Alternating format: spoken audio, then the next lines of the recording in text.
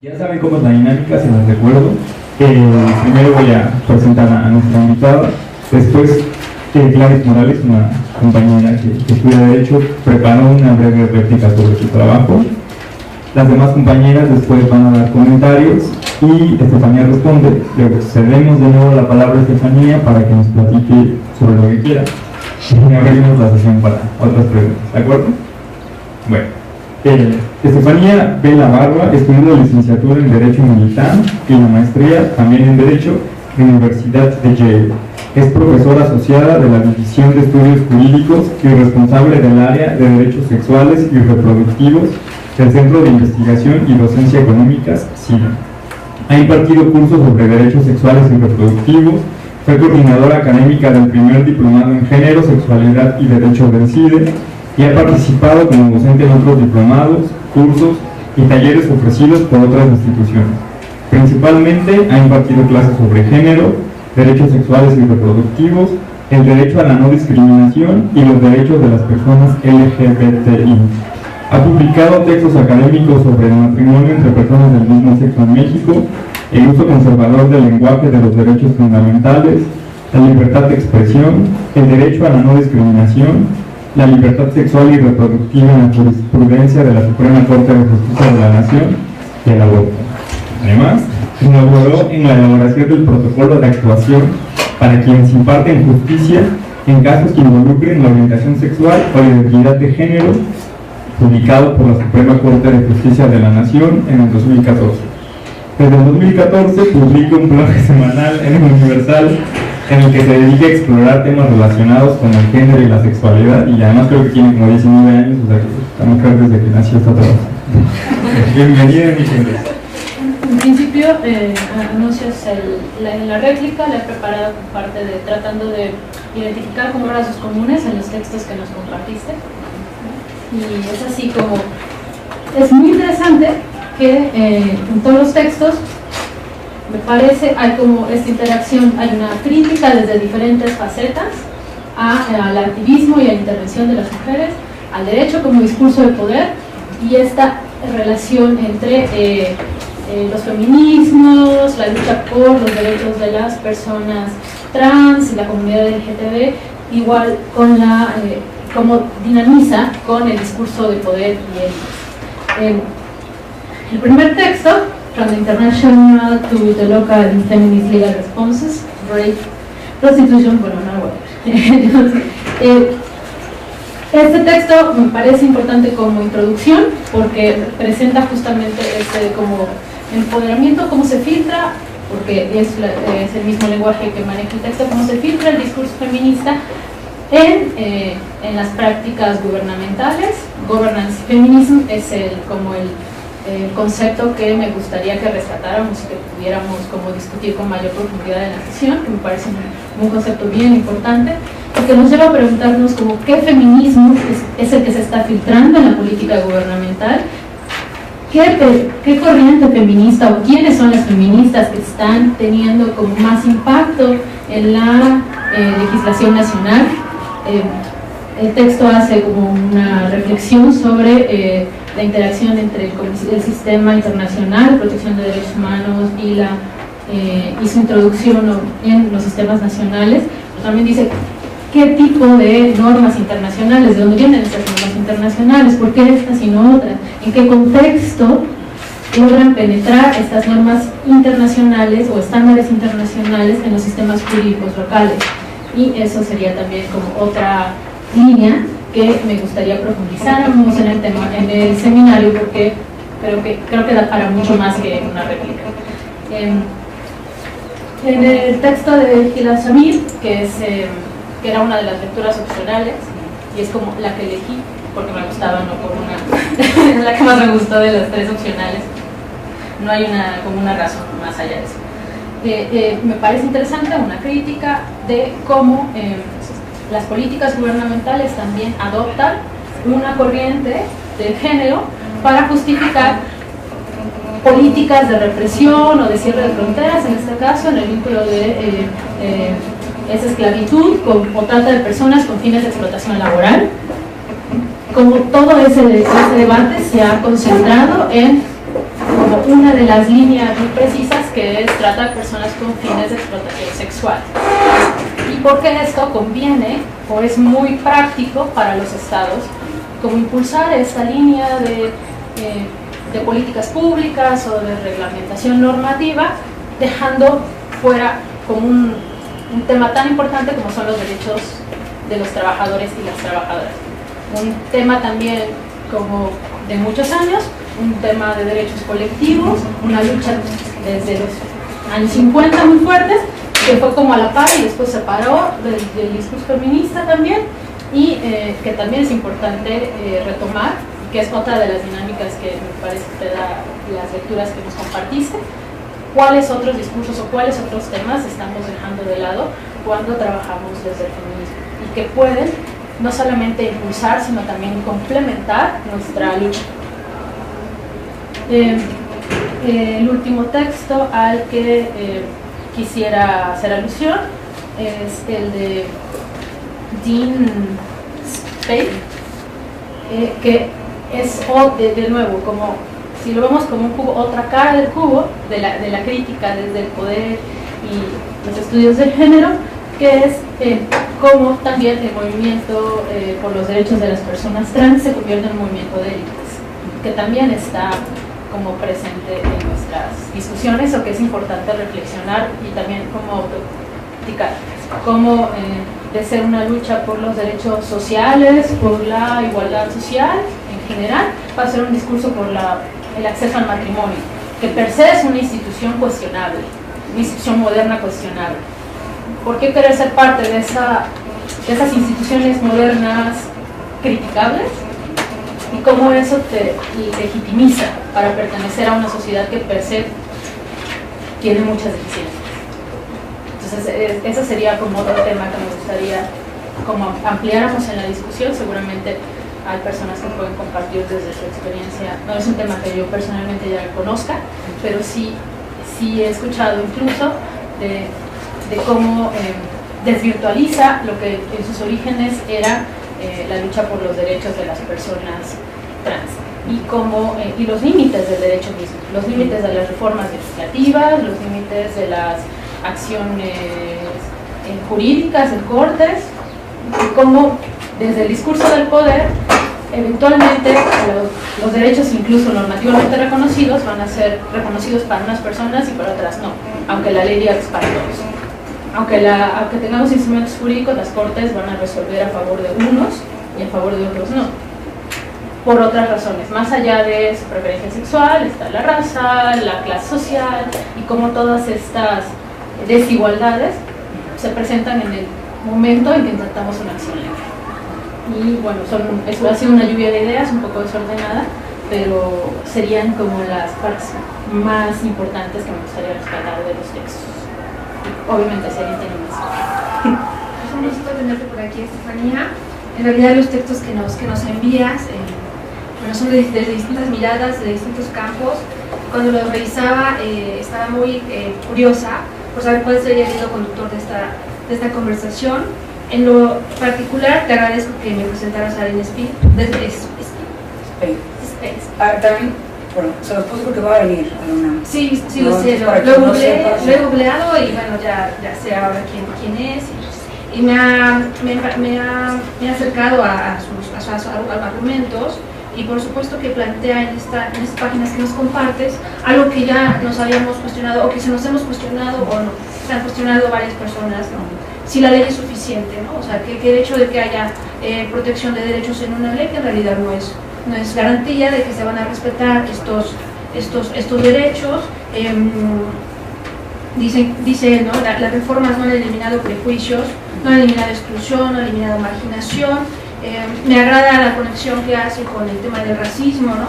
Para explicar, ¿no? Me pareció bien interesante el argumento sobre esta eliminación de la segregación racial en Estados Unidos, pero que se convirtió en que las personas negras ocuparan los espacios de la cárcel, ¿no? Entonces esa conexión me pareció bastante interesante. Yo también soy abogada, entonces el hecho de que se cuestione que la ley en sí no es un mecanismo que garantice la protección de derechos, me hace mucho eco. Yo sé que él se refiere a las personas trans, a los derechos principalmente, al menos en estas páginas no quiero sonar que estoy generalizando, pero también yo creo que todas le pudimos poner otro sujeto, ¿no?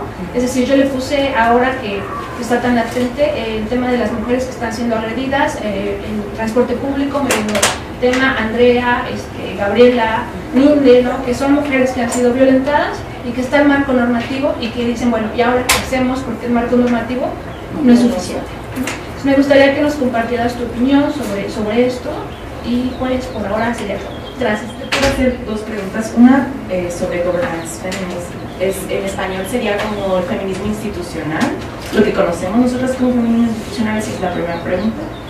Y la segunda es, acá mencionaron sobre derechos colectivos, derechos individuales. No soy abogada, entonces no sé cuál es la diferencia y si podríamos apelar desde LGBTI por derechos colectivos o si solo serían derechos individuales. Eso me gustaría que lo pudiéramos discutir. Eso es todo, gracias. Hola, buen día, estoy hablando hace rato. Bueno, yo me centré en el texto de Ben Speak y de Catalina Pérez Correa. Y bueno, sí, también uno de los comentarios de mi compañera también fue uno de los puntos que me llamó mucho la atención. Esta parte de la búsqueda de derechos del movimiento gay, el LGBT en general, que mucho se ha centrado en la cuestión del matrimonio igualitario, no como una búsqueda de derechos. Yo me centré como en estos textos en la búsqueda de derechos y el sistema como penal, que también hace mucha referencia al sistema penal, ¿no? Entonces, por un lado, en la búsqueda de derechos en un esquema, ¿no?, de familia heterosexual, y cómo esta normalización de movimientos de resistencia que tienen que entrar en la lógica legitimarse a partir de entrar, no de normalizarse, ¿no? Y que es como un precio que también parte del movimiento pues critica, ¿no? El hecho de, entonces perdemos nuestro carácter de resistencia y de transgresión cuando entramos en este tacón al precio de obtener derechos, ¿no? Entonces como esta paradoja del Estado para todos, que en realidad no es para todos, en realidad es más fácil a lo mejor meter en una categoría, en un esquema que ya existe con tal de obtener el derecho, que crear nuevos esquemas, ¿no?, para que el derecho realmente llegue a todos. Entonces es como, pues no es para todos, ¿no? Entonces esta reflexión en cuanto al matrimonio igualitario y como la búsqueda de derechos a qué precio y como la normalización de la resistencia por un lado. Y bueno, también en esta parte hacer alusión a que también como que ese movimiento que se centra en la orientación sexual y en la búsqueda de derechos en cuestión del matrimonio igualitario deja de lado otras categorías que excluyen, ¿no? Y aquí menciona pues sí, el racismo, la xenofobia, la pobreza, la cuestión de la discapacidad. Yo también creo que está incluido y es como un tema que específicamente me mueve, que es como un tema que quiero abordar en el doctorado, la cuestión de la edad, que a lo mejor aquí en el DF no sé qué tanto sea, me imagino, quiero pensar, yo soy de Guanajuato, quiero pensar a lo mejor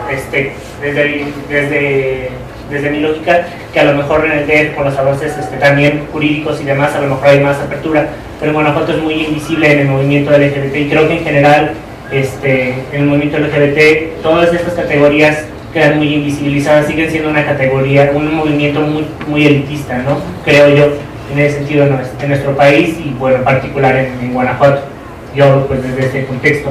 Y bueno, finalmente también en cuanto más a esta cuestión penal, jurídica, también lo que dice Ben Speak y con el ejemplo de Catalina Pérez, es quien está en la cárcel muchas veces son los que se robaron un queso, los que robaron para comer, los que son pobres, los que están discapacitados, los que no tienen el recurso, él dice aquí, ¿no?, los que no tienen el recurso para tener la asistencia jurídica que haga valer sus derechos, ¿no?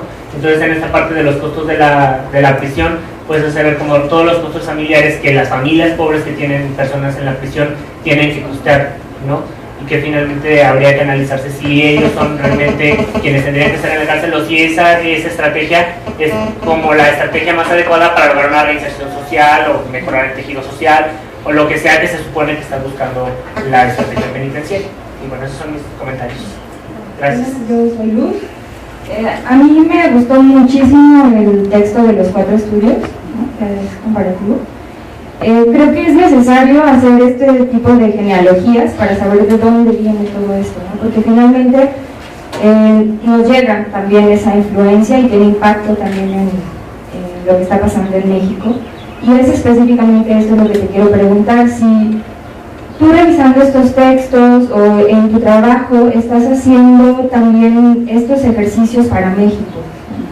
Y si tienes referencias o que nos compartas reflexiones que tú hayas hecho a partir también de estos estudios genealógicos.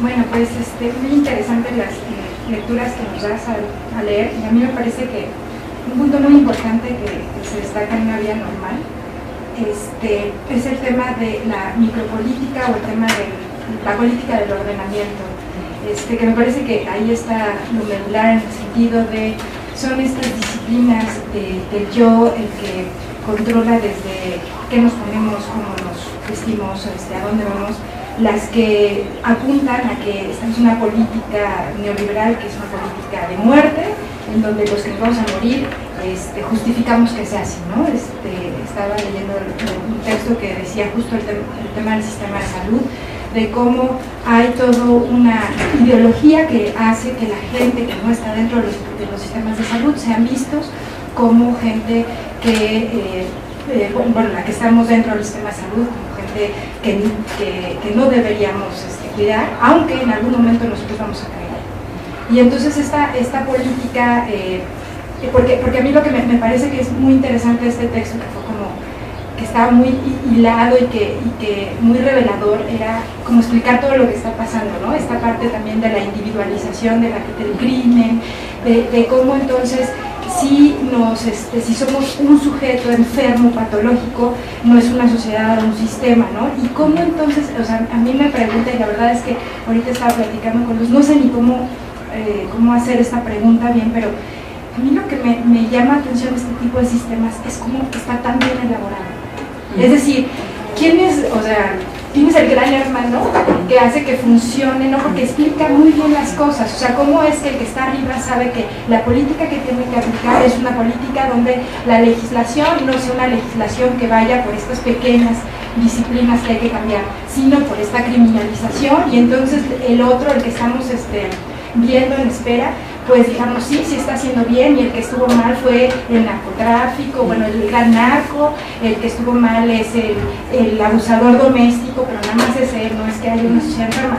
Pero entonces, ¿cómo funciona? Esa es mi pregunta, y creo que a lo mejor no se puede responder, pero porque además funciona también en distintas condiciones culturales y sociales, y cómo se sigue reproduciendo, ¿no? Eso es como... Bueno, en el texto de Spade hay un párrafo que me llamó mucho la atención, que dice: la drogadicción pasa de percibirse como un problema de salud a un problema de toxicomanía y una cuestión delictiva. O sea, algo que yo me pregunté es en qué momento también la discriminación pasa de ser un problema social a un problema de libertad de expresión.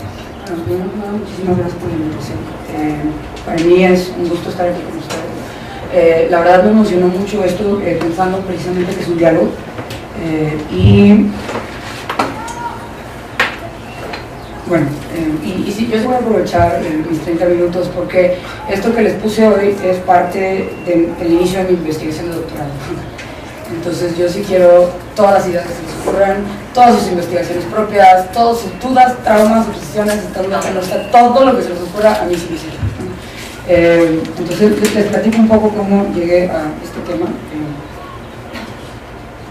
y trataré de ir respondiendo también con esto a las preguntas que plantean. Como dijeron, yo estudié Derecho y yo le he entrado al tema de género desde el Derecho. En el CIDE yo llevo trabajando 7 años ya, y en el CIDE entramos con el propósito específico de traer el tema de género a la Academia Jurídica, bajo un diagnóstico de que en el 2009 más o menos, era justo un año después de que la Suprema Corte había decidido el tema del aborto, era meses después de que la Suprema Corte había resuelto el tema de identidad de género. Y a pesar de que la que es que máxima autoridad, que todos los abogados y abogadas voltean a ver, ya estaba hablando de estos temas, no había una masa crítica como la hay en otras disciplinas en este país, dispuestos o capaces de desmantelar cada frase de la Suprema Corte y discutir. O sea, no había el equivalente de un PUEG en el mundo jurídico, no había el equivalente de la maestría del Colmex, no había todos estos centros donde se pudiera dialogar desde el derecho. Porque yo sí creo, a ver, creo en la interdisciplinaridad, pero también creo que, y esto particularmente para el tema de género, creo que cuando nos insertamos en ciertas disciplinas, traen su propia lógica, y muchas veces lo que nos impide trabajar es la maldita lógica de esa disciplina, ¿no? O sea, unos son los argumentos que le tengo que dar a un juez o una jueza, y otros son los argumentos que le tengo que dar a un médico, otros son los argumentos que le tengo que dar a las ONGs, otros son los argumentos que le tengo que dar a Televisa. Aunque todo está atravesado por la misoginia, por el racismo, ya cuando uno se adentra hay cuestiones técnicas a las que le tienes que entrar, ¿no? Hay barreras desde conceptuales, mentales, del gremio. Entonces yo me inserto al tema de género con esta misión de cómo se traduce el tema de género a lo jurídico y qué papel juega lo jurídico en la reproducción de la desigualdad de género, con el propósito específico de incidir en temas de discusión pública, con el propósito específico de incidir en la Suprema Corte, con el propósito específico de cambiar el derecho, ¿no? A mí esto de que yo soy neutral y esas cosas, pues, todo mi trabajo está informado por una idea política, pues, tratar de cambiar las cosas. Desde aquí, número 2, tengo mis sesgos. Volteo a ver mucho la academia gringa. Y una de las labores constantes que yo tengo, y volteo a ver la academia gringa en parte porque solo hablo español e inglés, hablar francés, no estaría volteando a ver, ya, o sea, hablar cualquier otro idioma estaría volteando a ver a otro lado, pero nomás hablo inglés. Número 1, número 2, sí creo que en la academia jurídica gringa el feminismo ha tenido un auge espectacular. O sea, hay muchas discusiones que sí se tradujeron allá, que acá no, entonces para mí es guía en muchas cosas.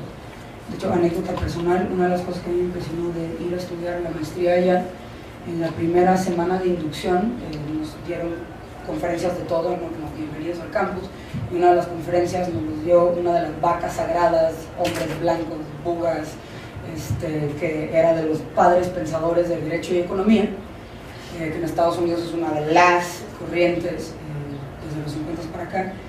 El hombre, o sea, de 89 años, y en su conferencia que hablaba, por ejemplo, de los 5 movimientos que habían aportado en el siglo XX a cómo pensamos el derecho, él asumía que era obvio que el feminismo y los estudios de raza eran uno de esos. Entonces ahí, o sea, y aquí cuando vamos a ver al hombre blanco, gran pensador con tratados de porrúa, decir que el feminismo aporta qué cosa al derecho, ¿no? Entonces, bueno, desde ahí, no que la academia jurídica es la panacea, gringa es la panacea, pero pues al final también es parte de eso, ¿no? Entonces, bueno, uno de mis temas ha sido cómo muchas discusiones de allá puedo traducirlas o no acá. Mi excusa es ver esto como ejemplos más que como esto es lo que pasa en México, ¿no? A mí lo que me gusta estar leyendo es que me obliga a hacerme preguntas y ya yo ver si esto jala o no jala en México, ¿no? Ver conceptos y ya yo ver si tiene sentido o no tiene sentido en México. Aquí aprovecho para responder un poco tu pregunta. Como yo he visto que se utiliza la palabra feminismo institucional, creo que se asemeja a como ellas utilizan feminismo de la gobernanza. La otra manera de traducir el feminismo de la gobernanza, ¿no? Sí creo que Halley y compañía lo utilizan un poquito despectivo. Como que no mucha gente utiliza feminismo institucional de manera despectiva, pero tiene que ver con esto. O sea, estás en el poder, ya no eres el feminismo marginal que antes eras, ya estás insertado en la lógica del poder. El feminismo que Halley y compañía critican es un feminismo que además al insertarse en el poder no cuestiona la lógica del poder, sino más bien la replica. Por eso dice que es un feminismo de arriba hacia abajo, top-down, que más que cuestionar las herramientas estatales, agarra la herramienta punitiva por excelencia y la usa para sus fines, ¿no? Habría que ver si todo el feminismo institucional, o sea, todo el feminismo que en México se ha traducido al Estado es así, ¿no? Y bueno, aprovechando esto, yo creo que mi trabajo ha estado como con dos temas.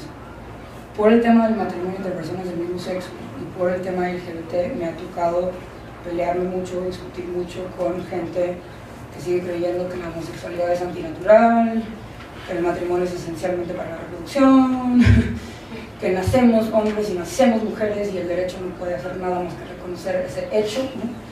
Entonces, una parte de mi trabajo está informada por gente que cree que si no puedes cargar el garrafón como mujer no mereces hablar de derechos. Hay gente que también me pregunta que si las mujeres menstruan quizá no son las más capaces de estar en funciones de poder, ¿no? Me toca trabajar con policías que todavía creen que en el Día de la Mujer hay que regalarles a las mujeres una rosa, ¿no?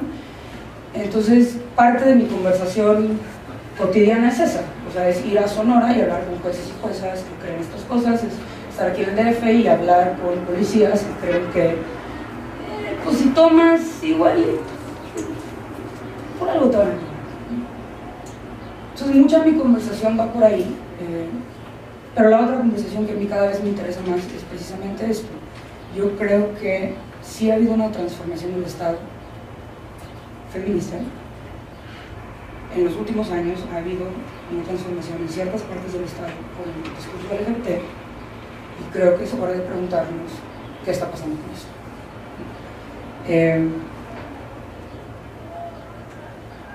Desde aquí, creo que las lecturas que hicieron de los textos es como yo también los entiendo. Para mí, retomando un poco, las preguntas serían las siguientes. Número uno, ¿qué le corresponde al Estado y qué no? Esa es como la primera gran pregunta que hay que hacernos, ¿no? ¿Todo le corresponde al Estado? ¿No todo le corresponde al Estado? ¿Qué sí le corresponde al Estado? Número dos, ¿a qué Estado? Porque yo creo que una de las mañas que tenemos los que estudiamos Derecho es que hablamos del derecho y del Estado como si fuera una cosa abstracta. Y yo creo que cada vez más nos tenemos que discutir pensando en el Estado de Derecho. Tenemos. No que dejemos de ver a Suecia, no que dejemos de ver a todos los países que siempre citamos, pero al final creo que una de las lecciones para mí más importantes es que este es el Estado que tenemos y cada reforma que nosotros propongamos y que se acepte, la que le va a implementar es este Estado. Entonces, ¿qué le corresponde al Estado que no? ¿Qué le corresponde a este Estado? Lo que implica que sabemos quién es este Estado. Por eso yo les puse el texto de Catalina Pérez Correa, porque no es solo las familias. El punto es las mujeres. O sea, esas familias tienen un rostro muy específico y son las mujeres. Y a mí lo que me encanta del estudio de Catalina es que me obliga a pensar, cada vez que nosotros legitimamos el sistema penal y penitenciario mexicano, no solo estamos jodiendo a los hombres pobres, sino a las mujeres, ¿no? Y esto con el argumento de que al feminismo, digamos, una de sus grandes preocupaciones es qué pasa con las mujeres. Entonces no es solo pobrecitos hombres pobres, ¿no? Tal cual estás impactando a las mujeres. Ahora, ya que decidimos si algo le corresponde al Estado o no, ¿cómo le corresponde al Estado? El derecho puede ser muchas cosas. Y, de hecho, los textos que ustedes leyeron, yo creo que es una crítica a 4 diferentes mecanismos jurídicos. El primero es el mecanismo de los derechos fundamentales. Que esta es una crítica, yo creo que ahorita estamos en un momento histórico en donde los derechos humanos en México nos están sirviendo para movilizar cosas que antes eran impensables. Entonces tampoco creo que los debemos tirar así nomás, pero tenemos que ser críticos. ¿Cómo se está gestando el concepto de los derechos humanos? ¿Quién lo está utilizando? ¿Cuáles son sus potenciales? ¿Cuáles son sus límites?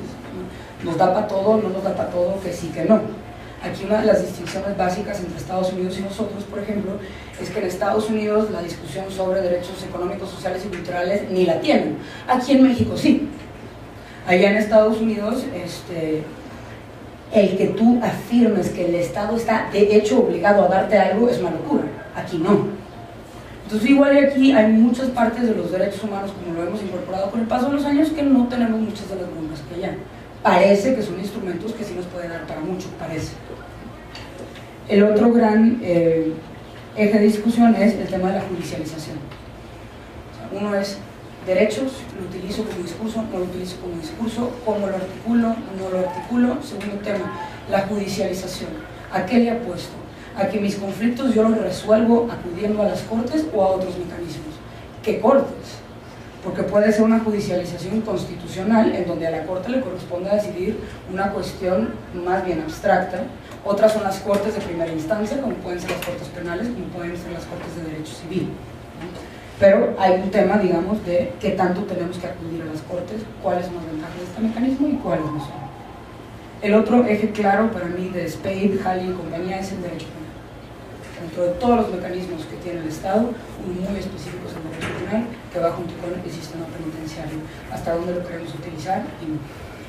Y aquí es de hecho mi preocupación más grande, porque yo sí veo que desde el mismo feminismo e incluso dentro del movimiento LGBT ha habido una tendencia a ensanchar el derecho penal en el país, ¿no? Justo estoy revisando un poco de historia reciente y para quien no sepa, tengo entendido, y si no alguien sabe más corríjame, pero el feminismo moderno, pensando en el mexicano, pensando en el feminismo 70s, 80s, es un feminismo que originalmente era anti-Estado, pero cabrón, y no solo anti-Estado, anti-financiamiento privado.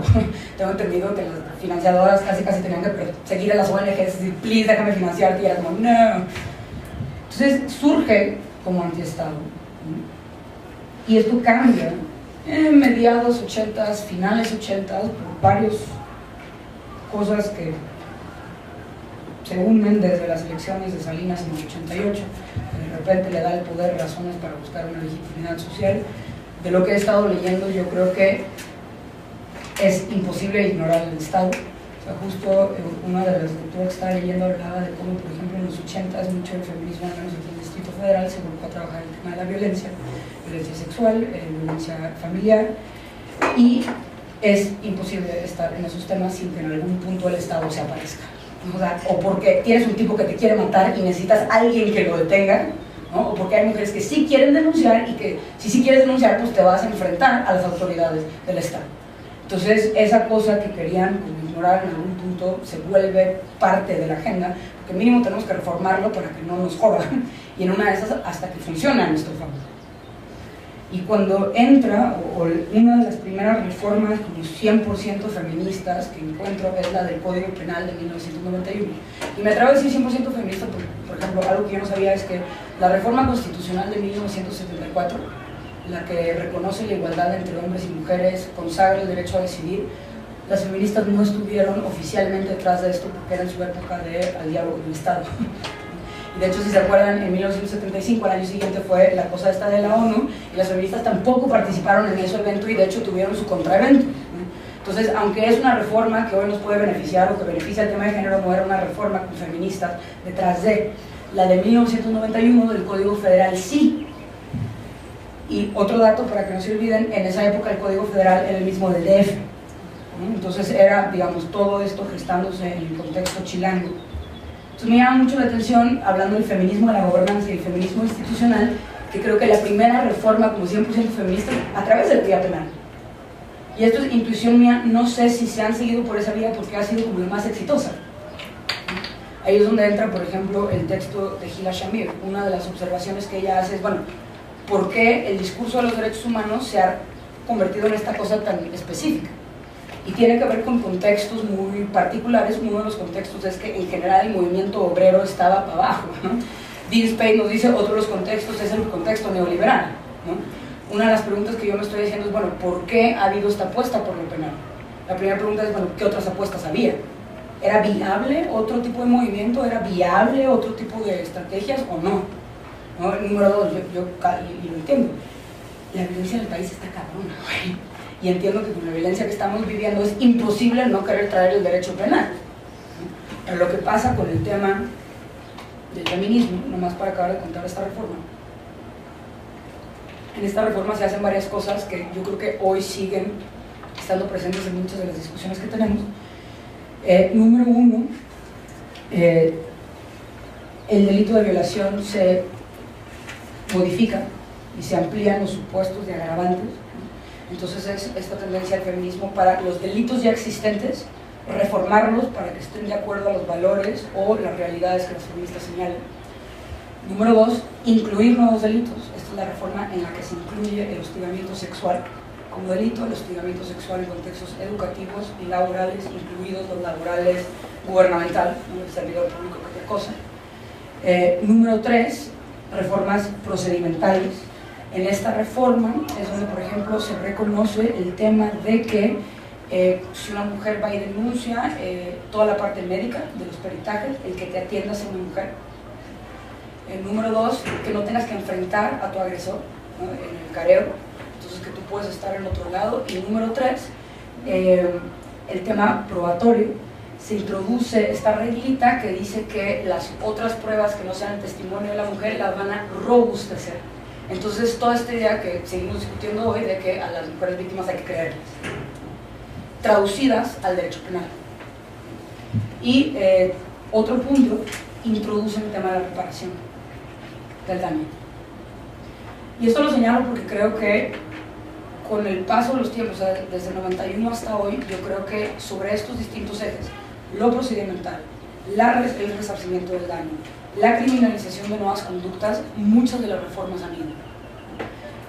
Yo digo que ahorita, o sea, una de las cosas que he visto, por ejemplo, vean la creación de los últimos institutos. El último es la Comisión Estatal de la SEAP, Ejecutiva de Atención a Víctimas.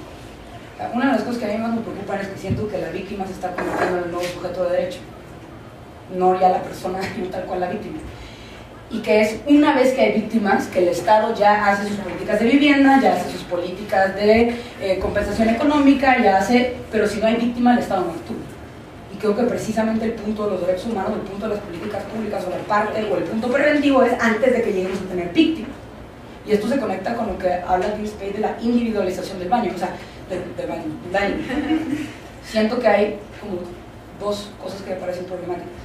Uno es, muchas de las intervenciones están siendo ex post facto. Ya hubo violación, ya hubo golpes, ya hubo discriminación, entonces intervengo. Intervengo por lo general vía penal, digo por lo general porque las reformas en materia laboral y civil están fatales, ¿no? Entonces, intervengo vía penal y intervengo vía la víctima.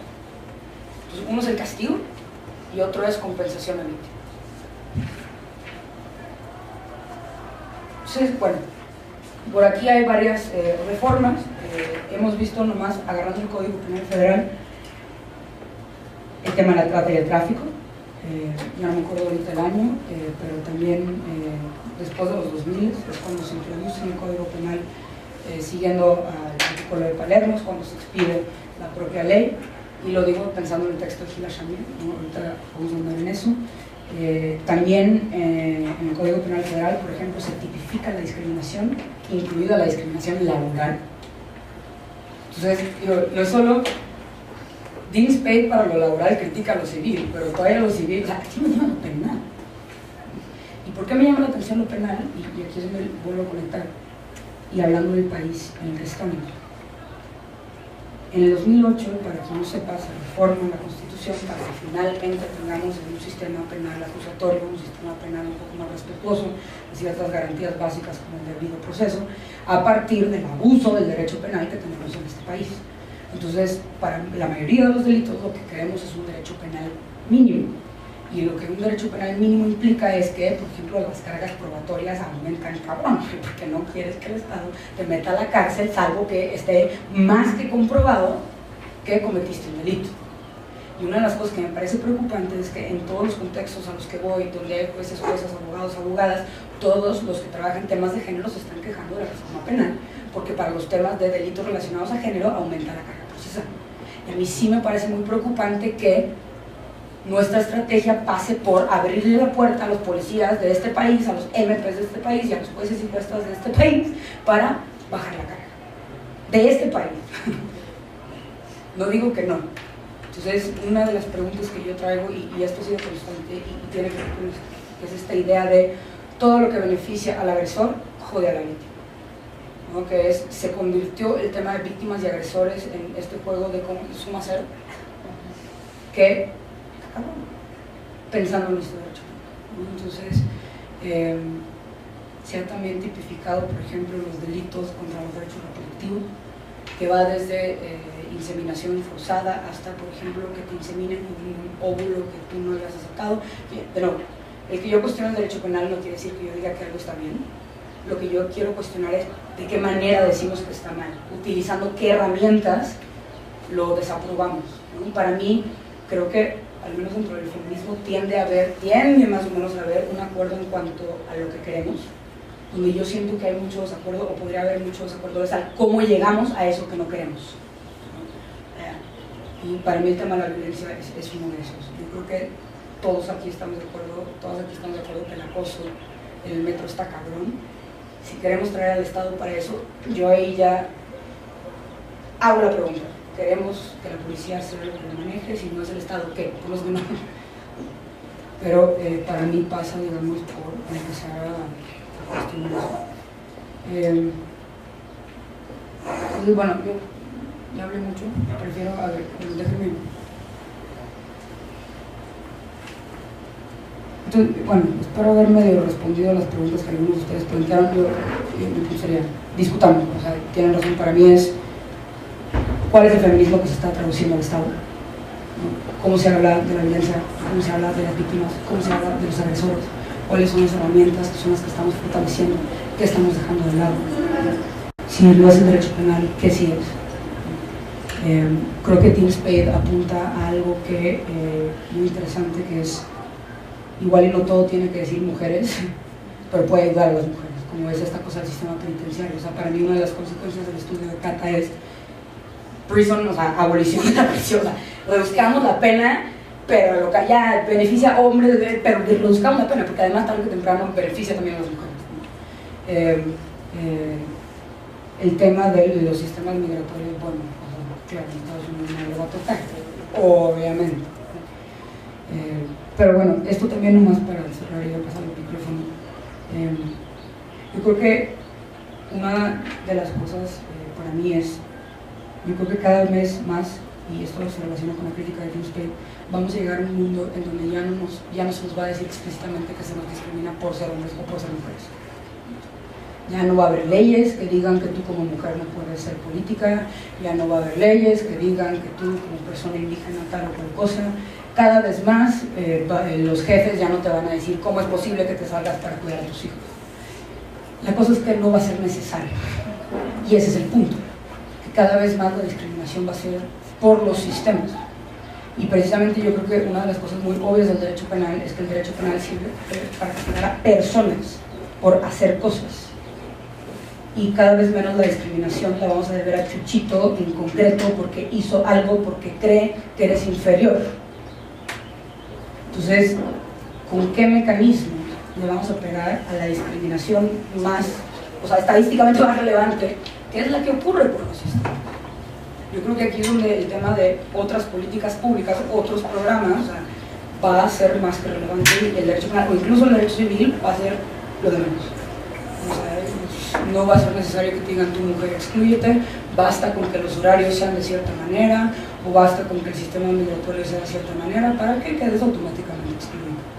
Entonces, número uno, ¿qué clase de análisis necesitamos para empezar a identificar este tipo de discriminación? Y número dos, ¿qué clase de soluciones tendríamos que estar pensando para identificar este tipo de discriminación?